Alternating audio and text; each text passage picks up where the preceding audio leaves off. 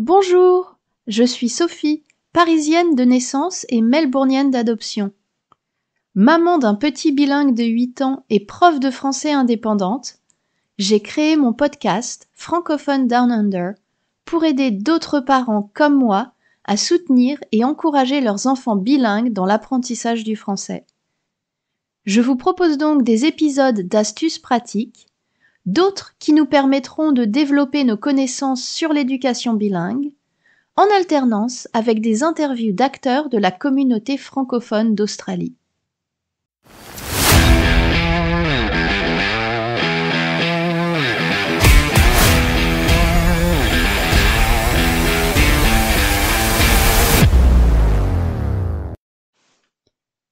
Bonjour, bienvenue! C'est déjà le 10e épisode de Francophone Down Under. Moi, je m'amuse toujours autant à préparer chaque épisode. Et j'espère que vous avez du plaisir à m'écouter à chaque fois. Alors, je suis bien installée, j'ai mon café à portée de main, je suis prête à démarrer. Si vous écoutez l'épisode peu après sa sortie, c'est fin novembre, début décembre. Ici, c'est le début de la folie des fêtes de fin d'année. Et chez nous, comme tous les ans, les grands-parents et la famille nous posent la question. Qu'est-ce qu'on lui offre pour Noël? Et comme tous les ans, on sèche un peu. C'est vrai, il a déjà tout, notre fils. Il a besoin de rien. Et puis, on n'a vraiment pas besoin de plastique en plus. La maison est pleine. Donc c'est toujours un moment un petit peu compliqué. On réfléchit de quoi il a besoin. Les seuls cadeaux pour lesquels je me laisse un peu amadouer, ce sont les cadeaux qui sont liés, bien entendu, à la pratique du français.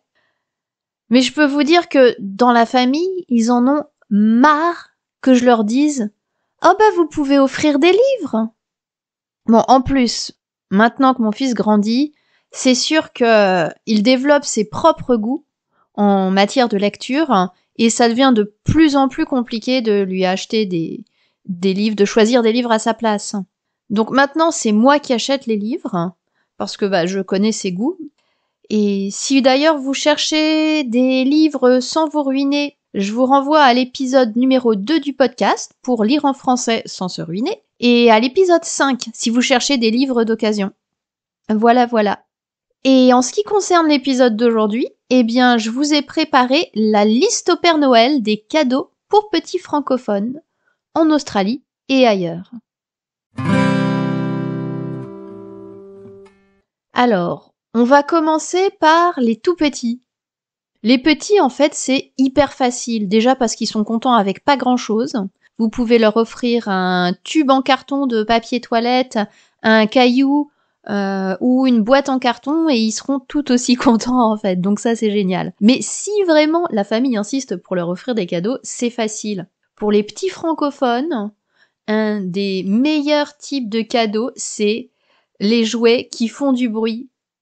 Alors oui, je sais, les jouets qui font du bruit, ça démolit aussi votre santé mentale. Mais s'ils font du bruit en français, on peut les tolérer un petit peu. Donc le but, voilà, c'est pas juste d'avoir des trucs qui font pouette, en fait, c'est d'avoir des jouets qui font du bruit mais en français. Par exemple, je me souviens que quand mon fils était tout petit, ma maman lui avait trouvé, alors il y avait un hochet en forme de voiture qui avait les comptines en français. Ça c'était pas mal du tout. Et alors son préféré, c'était le camion de pompier. C'était un camion de pompiers avec des petits personnages et quand on appuyait sur les boutons, ça faisait les bruits des pompiers mais en français. Avec le pompier qui disait Oh, une urgence, il faut nous dépêcher !» et la pompière qui disait « Ah, on arrive, à la rescousse !» Voilà, ce genre de choses. Donc, bien entendu, ça rend dingue, mais ça rend dingue en français. Et ça, c'est pas négligeable quand on est entouré, bien sûr, de jouets uniquement en anglais. Voilà. Donc pour les petits, il y en a plein de choix, mais malheureusement, bien sûr, pouvez pas les acheter ici, donc ça c'est à faire envoyer par la famille ou alors à faire venir dans les valises de papy et mamie si ils viennent vous rendre visite à Noël. Dans la liste des choses qui font du bruit, il y a aussi là c'est plus les tout petits, on n'est plus dans l'âge des hochets, mais toujours pour les enfants pas trop grands, je dirais 2 ans, 3 ans, 4 ans peut-être, hein, jusqu'à 5 ans. Vous avez des livres très bien faits avec des boutons à presser. Et on en a ici en vente bien sûr en anglais, mais il y en a tout un tas de collections en français aussi. Et là, vous avez les plus belles comptines françaises, par exemple, ou alors... oui, j'ai plus d'exemples qui viennent en tête, mais ce genre de livre où vous pressez un bouton et vous avez une comptine ou un extrait de musique ou une poésie aussi en français, voilà. Et c'est une belle façon d'apporter du français audio à vos enfants, c'est-à-dire pour eux d'avoir l'opportunité d'entendre du français. Et ça fait un chouette cadeau. Et vous savez à quel point les enfants adorent appuyer sur des boutons. Donc voilà, un cadeau facile et bien rentabilisé. Ensuite, on a toujours dans les cadeaux qui font du bruit, en fait. J'avais prévu autrement, mais on va faire thématique. On va faire les cadeaux qui font du bruit d'abord. Dans les cadeaux qui font du bruit, on a les boîtes à histoires. Alors, je vais pas vraiment rentrer dans les détails parce que je vais vous avouer que nous, on en a une que je connais et que j'apprécie beaucoup. Mais de ce fait-là, j'ai jamais testé les autres boîtes à histoires. Je sais qu'il en existe un certain nombre maintenant sur le marché, notamment en France. Nous, on a la boîte à histoires Luni et on en est hyper satisfait. Elle est très facile à utiliser pour les enfants. Elle est relativement solide. Nous, on n'a jamais eu de problème avec. Et contrairement à d'autres boîtes à histoires où j'ai pu lire des histoires d'horreur, n'hésitez pas à venir me dire en commentaire sur Instagram, sur Facebook, ou même à m'envoyer un email pour me raconter vos histoires d'horreur si ça vous intéresse. Mais des histoires de boîtes qui sont zonées en fait, vous savez, comme les DVD. Et de ce fait-là, vous pouvez pas télécharger les histoires ou les mettre à jour parce que votre boîte à histoires détecte que vous êtes en Australie et pas en France. Voilà, donc je sais qu'avec l'Uni, pour le coup, on n'a pas du tout ce genre de problème. On l'adore parce qu'elle est très évolutive.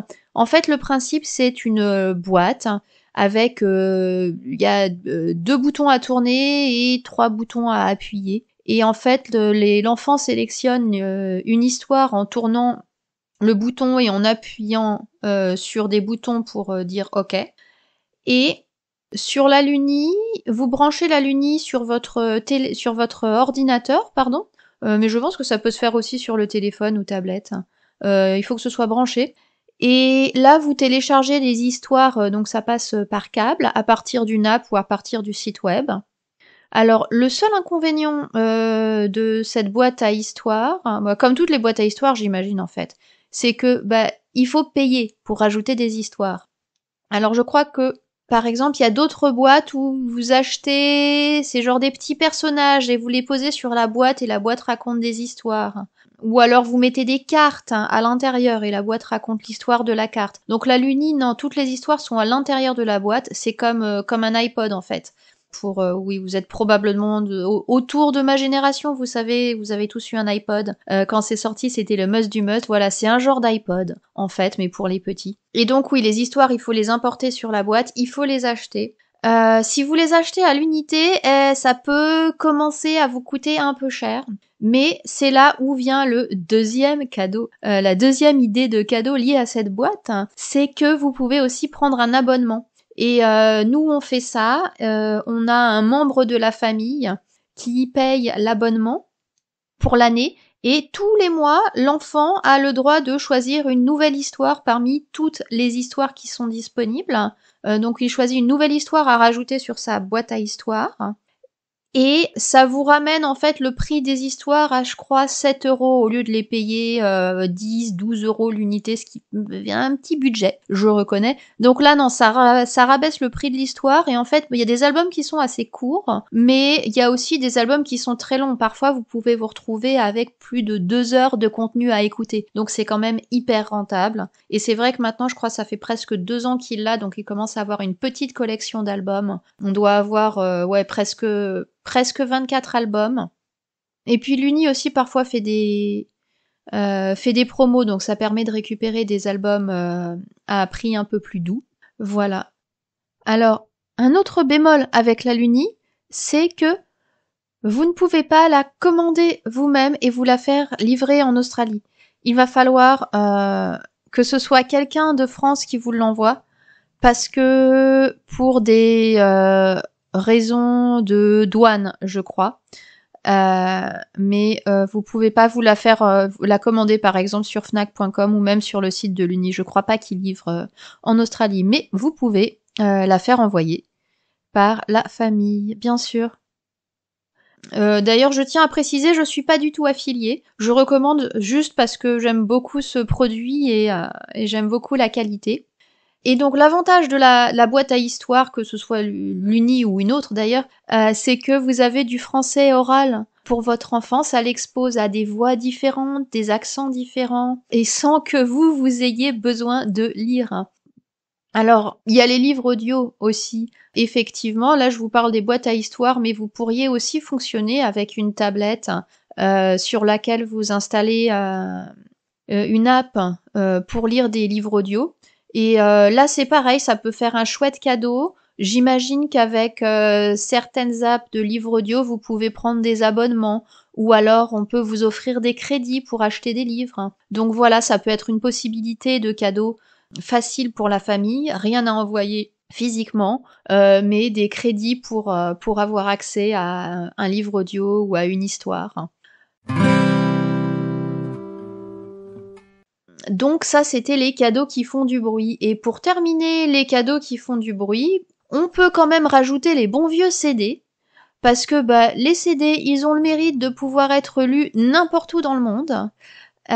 Sur un lecteur de CD, c'est assez facile à manipuler par un enfant.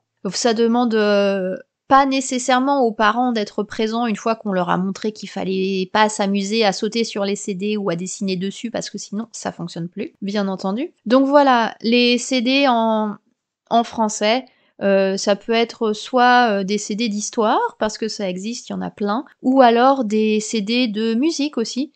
Il y a beaucoup d'artistes français qui font de la musique pour les enfants, qui est pas forcément de la musique infantilisante, mais de la musique qui plaît aux enfants. Donc ça peut être aussi une idée de cadeau si vous êtes un peu moins technologique et un peu plus traditionnel. Voilà. Ensuite, je vais bien entendu aborder la lecture. Vous me connaissez. Si vous ne me connaissez pas, vous allez le comprendre très très vite. Je suis fanat de lecture, de livres. À la maison, on a rapatrié tous nos bouquins en français de notre jeunesse. On s'est fait envoyer il y a quelques années 14 ou 15 cartons de livres de poche principalement par le tarif livre et brochure. Et ça nous empêche pas de d'avoir envie d'agrandir notre collection, même si on n'a plus vraiment la place d'en rajouter, mais c'est pas grave, on trouve. Et donc, tout ça pour dire que les livres, bien entendu, c'est un très très bon cadeau. Les livres en français, un très beau cadeau pour un petit enfant bilingue. On a aussi un autre chouette cadeau, parce que c'est un cadeau qui donne tous les mois. Les magazines. Les magazines, c'est fantastique. Vous avez la possibilité de vous abonner aux magazines qui paraissent en France. Il y en a vraiment pour tous les âges et pour tous les goûts. Donc pour les tout petits, par exemple, on avait quoi? On a eu Poppy et puis après on a eu Pomme d'Api. J'ai des souvenirs géniaux d'avoir passé du temps avec mon fils à lire les magazines. Ensuite, on avait changé. Et puis on a fait une pause pendant un moment et cette année à nouveau pour Noël, c'est son papy qui va lui offrir un abonnement à un magazine. Il est à nouveau intéressé à lire des magazines. Donc là, il a choisi cette fois-ci un magazine généraliste avec un peu de science, de l'histoire, des actualités. Mais il y en a aussi pour tous les goûts et notamment on m'a posé récemment la question, qu'est-ce que je recommande pour un enfant qui commence à lire des livres avec des chapitres? Vous savez, les fameux chapter books. Alors les premières lectures, vraiment. Et effectivement, je me disais, les premiers j'aime lire et ensuite les j'aime lire, ça peut être vraiment pas mal pour les enfants qui commencent à lire, les premiers lecteurs. C'est hyper bien fait. En plus, c'est la police d'écriture est adaptée, bien entendu, pour les enfants qui commencent à lire. Les chapitres sont suffisamment longs pour être intéressants, mais suffisamment courts pour que ce soit lisible par un enfant jeune. Il y a à la fin un lexique, un dictionnaire, vous avez pas vu, mais j'ai fait des guillemets en fait en l'air. Il y a un dictionnaire qui permet d'aller chercher des mots, ça permet de se familiariser aussi avec la manipulation d'un dictionnaire. Donc c'est plutôt vraiment bien foutu. Et en plus, pour les j'aime lire, vous avez la possibilité d'avoir soit un CD, soit l'accès à l'app aussi, sur laquelle vous pouvez écouter les histoires. Donc ça, c'est pas mal du tout, parce que ça veut dire que tous les mois, votre enfant reçoit un nouveau cadeau. C'est pas que à Noël, c'est pas que le buzz de Noël. Et en plus, voilà, vous pouvez avoir de l'accès à l'audio, de la lecture. Et en plus, un magazine, c'est toujours un beau moment de convivialité entre les enfants et les parents. Et pour élever un petit bilingue, on sait qu'une grande partie du travail, c'est surtout l'engagement des proches et le fait d'interagir avec les proches. Et un magazine, ça vous donne l'occasion d'interagir avec votre petit bilingue, puisque vous allez lire le magazine avec lui, vous allez commenter les images, vous allez discuter des informations, vous pouvez élargir le sujet, faire des recherches. Donc vraiment une mine, un trésor pour les petits bilingues. Donc voilà pour les magazines. Un autre cadeau pas vraiment typique, mais que moi je recommanderais, c'est un service dont je vous avais déjà parlé dans un épisode. C'est ces petites vidéos qui s'appellent C'est quoi la France? Alors encore une fois, je ne suis pas affiliée, mais j'aime beaucoup ce qu'ils font et j'aime beaucoup partager les petites vidéos avec mon fils. Donc vraiment, je les recommande. Donc c'est quoi la France? C'est un site internet et vous prenez un abonnement. Et en fait, c'est des vidéos sur des thèmes qui parlent de la spécificité de la France. Donc là, c'est plutôt si vous êtes orienté France, pas francophonie en général. Je suis désolée pour notamment les Québécois, les Belges. C'est un peu moins pour vous. Mais ça permet voilà d'apporter les spécificités culturelles de la France et c'est un petit cadeau bien sympathique. On passe du bon temps à regarder les petites vidéos et ensuite à en discuter à la maison, en famille. Voilà un petit cadeau bien mignon. Et enfin, ma dernière recommandation pour les cadeaux de Noël, pour la liste au Père Noël, pour les petits francophones. Alors, là, on passe dans le matériel. Tout ce qui est matériel culturel en français ou alors sur la francophonie, en fait. Par exemple, mon beau-père m'a demandé « Oh, qu'est-ce que je peux lui apporter de typique français quand je vais venir ?» Et en brainstormant un petit peu, j'ai dit « Ah bah peut-être un t-shirt avec la tour Eiffel ou une casquette ou... » Et il me disait effectivement, ils ont sorti du merchandising sur les Jeux Olympiques. Donc voilà, il va y avoir pas mal de t-shirts, de porte-clés, etc. Sur les Jeux Olympiques qui font la promotion de la France. Donc personnellement, c'est pas mon style. Je suis pas du genre à porter un t-shirt I Love Paris ou I Love Melbourne. C'est pas mon genre. Mais je sais que mon fils, il est super content d'avoir ce genre de truc. Il adore son porte-clés Tour Eiffel. Et je pense que tous les enfants sont comme ça. J'étais comme ça quand j'étais plus petite aussi. On a l'impression d'avoir un trésor dans ces cas-là, un petit trésor. Et voilà, c'est pas grand-chose, mais c'est un petit souvenir qui permet d'être attaché émotionnellement avec la France. Pas que avec la France, vous pouvez aussi avoir un t-shirt I Love Bruxelles ou un t-shirt J'aime le Québec, ça marche aussi. Ou alors Vive l'île Maurice. Et voilà, mais c'est juste ce côté où l'enfant va être fier de porter un t-shirt ou un produit qui le rattache à ses origines linguistiques et culturelles, qui le rapproche de sa famille. Et en plus, si j'ose, un t-shirt ou une casquette, au moins c'est un cadeau utile.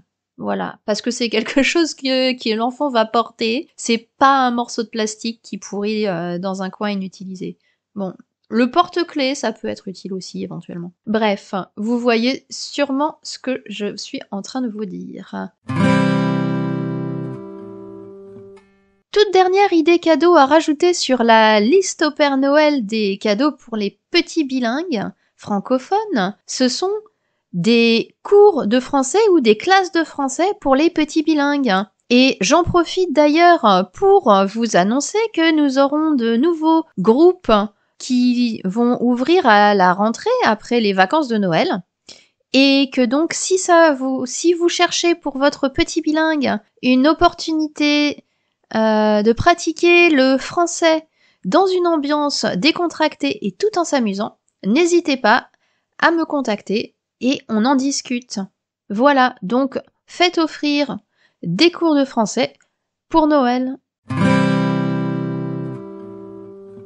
Eh bien, je crois que j'ai fait le tour de mes idées cadeaux pour petits bilingues francophones en Australie et même ailleurs, parce que je pense que tout ça, ce sont des cadeaux qui peuvent faire plaisir à un petit bilingue, peu importe où il est dans le monde.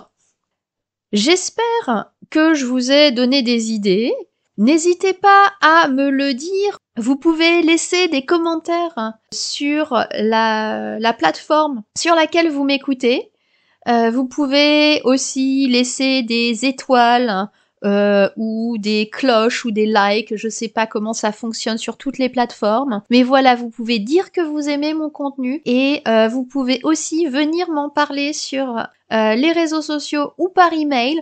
Tous les détails sont dans la description de l'épisode et venez me dire ce que vous en avez pensé. Vous pouvez aussi, bien sûr, communiquer vos idées cadeaux perso parce que, bien entendu, c'était pas exhaustif, même si j'ai demandé autour de moi. Je suis sûre qu'il y a des gens qui ont des super idées cadeaux que je n'ai pas nommées. Et sur ce, je vous retrouve dans 15 jours pour le déjà 11e épisode de Francophone Down Under. Je vous souhaite une bonne fin de journée, soirée, peu importe d'où vous m'écoutez, et à bientôt!